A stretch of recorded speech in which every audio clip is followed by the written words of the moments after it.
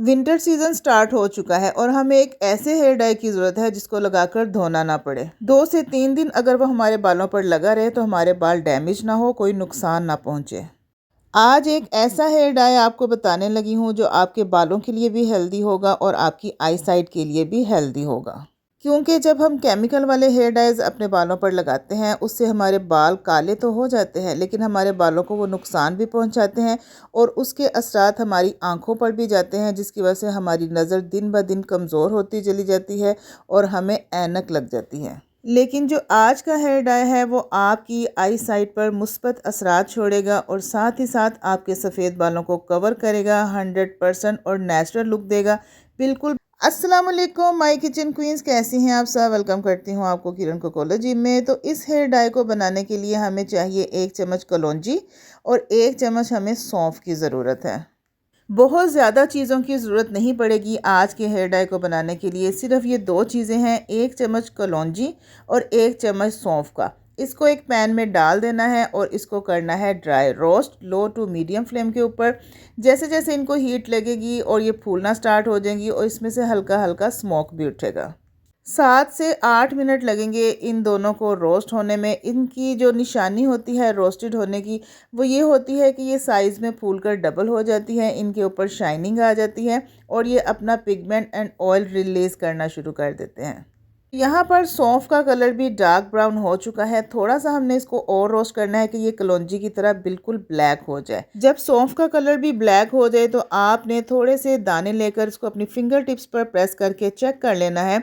अगर तो ये पिगमेंट छोड़ रहे हैं तो आपने चूल्हा बंद कर देना है और पैन को चूल्हे से उतार लेना है और इनको थोड़ा सा ठंडा होने देंगे। अब हमने इनको ग्राइंड करना है, इनका बारीक पाउडर बनाना है। तो पाउडर बनाने के लिए या तो आप इसी पैन के अंदर स्पून के साथ प्रेस करके भी बना सकते हैं या फिर आप ग्राइंडर वाली डिब्बी में डालकर भी इसका पाउडर बना सकते हैं। क्योंकि ये रोस्ट होने के बाद बहुत ज़्यादा सॉफ्ट हो गए हैं तो मैं इसी पैन के अंदर स्पून की मदद से इनको प्रेस करूँगी तो ये आसानी के साथ 1 मिनट से भी कम टाइम लगेगा और ये बारीक पाउडर में आ जाएंगे। तो अगर आप हाथ से ही इसको पीस रहे हैं तो फिर आपने पाउडर बनाने के बाद इसको छान लेना है। छानने के बाद जो मोटे पार्टिकल्स निकलेंगे ना उनको आप दोबारा पीस सकते हैं। तो यहाँ पर हमारे पास सौंफ का और कलौंजी का पाउडर बनकर तैयार हो गया है। आप इसको स्टोर कर सकते हैं किसी डब्बी में डालकर 1 साल तक, पूरे 1 साल तक ये ख़राब नहीं होने वाला। आपके टाइम की बचत होगी। आपने इसको निकालना है, इसी तरह से अपने हाथों पे मसल के आपने अपने सफ़ेद बालों की जड़ों में लगा लेना है। और दूसरा तरीका है एलोवेरा जेल में डालकर इस्तेमाल करने का। इसमें 1 से 1.5 चम्मच आपने एलोवेरा जेल डालनी है, उसका पेस्ट बनाना है और इसको अपने बालों में, सफ़ेद बालों की सिर्फ जड़ों में लगाना है। पूरे बालों की लेंथ पर लगाने की ज़रूरत नहीं है। ये एमरजेंसी हेयर डाई है, ये परमानेंट नहीं है। ये 2 से 3 दिन भी लगा रहे आपके बालों पर तो कोई नुकसान नहीं देगा, बल्कि ये हेल्दी हेयर डाई है और इसको लगाकर धोने की ज़रूरत नहीं है, सुखाने की ज़रूरत नहीं है। एमरजेंसी टेम्परेरी हेयर डाई है। 2 से 3 दिन के बाद आप वॉश करेंगे तो ये उतर जाएगा। सर्दियां स्टार्ट हो चुकी हैं तो विंटर सीज़न के लिए इससे बेस्ट कोई भी हेयर डाई आपको नहीं मिलेगा।